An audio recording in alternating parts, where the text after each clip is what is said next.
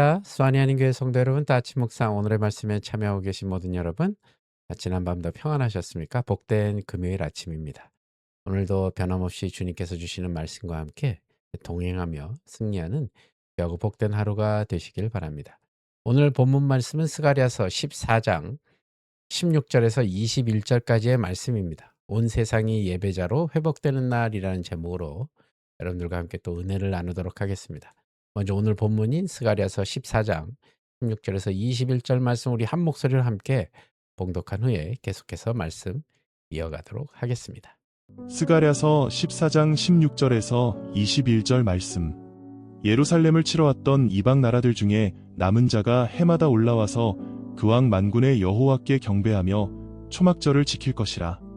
땅에 있는 족속들 중에 그 왕 만군의 여호와께 경배하러 예루살렘에 올라오지 아니하는 자들에게는 비를 내리지 아니하실 것인즉 만일 애굽 족속이 올라오지 아니할 때에는 비 내림이 있지 아니하리니 여호와께서 초막절을 지키러 올라오지 아니하는 이방 나라들의 사람을 치시는 재앙을 그에게 내리실 것이라.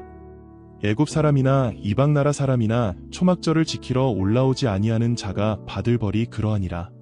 그날에는 말방울에까지 여호와께 성결이라 기록될 것이라. 여호와의 전에 있는 모든 소치 제단 앞 주발과 다름이 없을 것이니 예루살렘과 유다의 모든 소치 만군의 여호와의 성물이 될 것인즉 제사 드리는 자가 와서 이 솥을 가져다가 그것으로 고기를 삶으리라.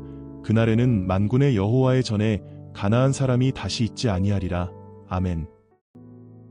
사랑하는 여러분, 오늘 본문에서 스가랴 선지자는 마지막 날에 모든 민족이 예루살렘으로 올라와 여호와를 예배하는 놀라운 환상을 봅니다. 이것은 단순한 종교적 장면이 아니라 하나님의 나라가 온 세상에 임하고 그분의 통치와 영광이 모든 피조물 가운데 드러나는 비전입니다.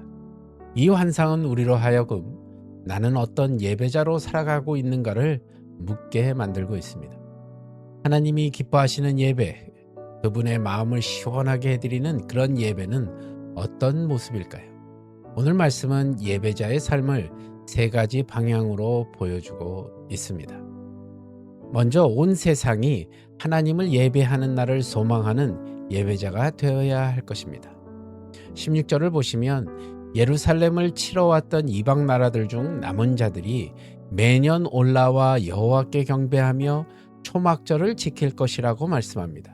이 장면은 심판 가운데서도 하나님의 자비가 여전히 남아있음을 보여줍니다. 그동안 하나님을 대적했던 이방인들이 이제는 예루살렘에 올라와 하나님께 예배드리는 예배자가 되는 것입니다. 이 얼마나 놀라운 반전입니까? 이방이었던 그들이 이제는 하나님의 백성 안에 포함되어 감사와 찬양으로 초막절을 지킵니다. 초막절은 이스라엘이 출애굽 이후 광야에서 지내던 날들을 기억하며 하나님의 보호와 인도하심에 감사를 드리는 절기였습니다. 그런데 스가랴는 이 절기에 이방인들이 함께 참여한다고 말합니다.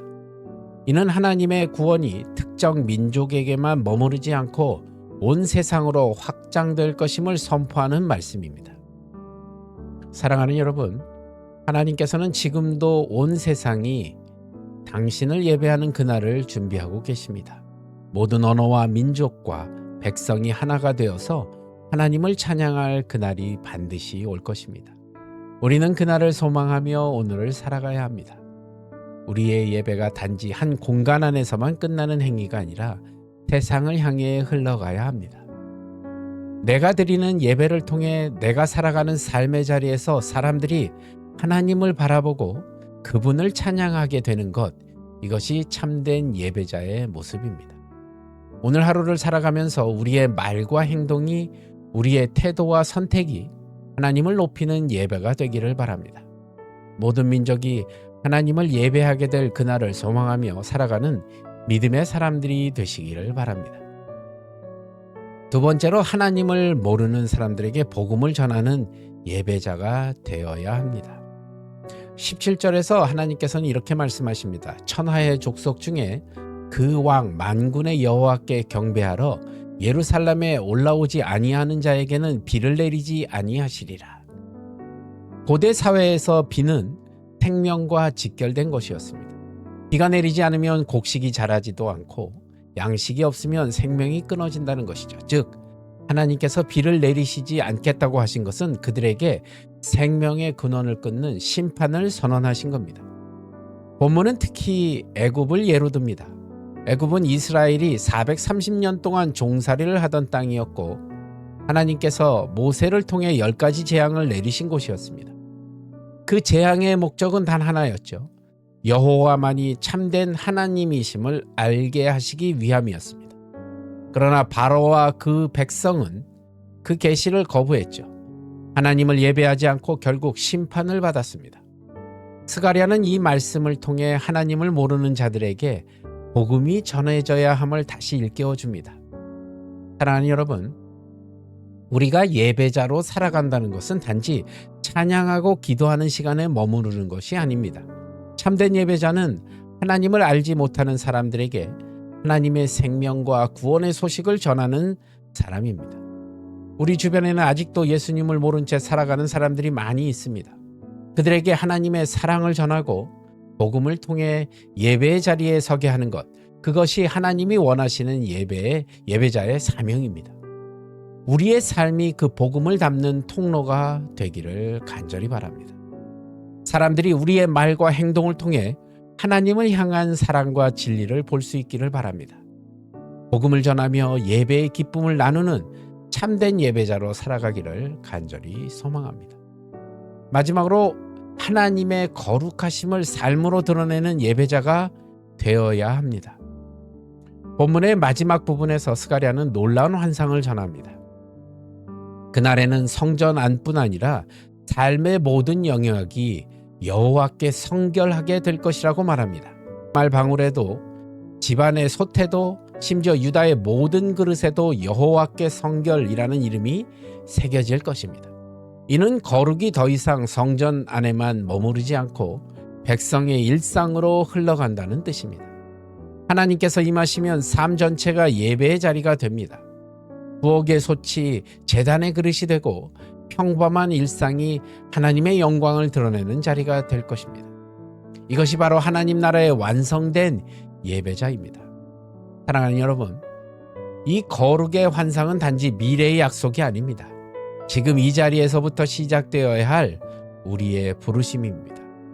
우리의 언어, 우리의 관계, 또 우리의 일터, 섬김, 시간과 물질, 이 모든 것이 하나님께 드려질 때 그것이 삶의 예배가 됩니다. 우리는 이 세상에서 거룩을 살아내야 합니다. 세상이 우리를 통해 하나님은 살아계시다는 사실을 느낄 수 있도록 우리의 말과 행동 속에 하나님의 거룩하심을 담아야 할 것입니다.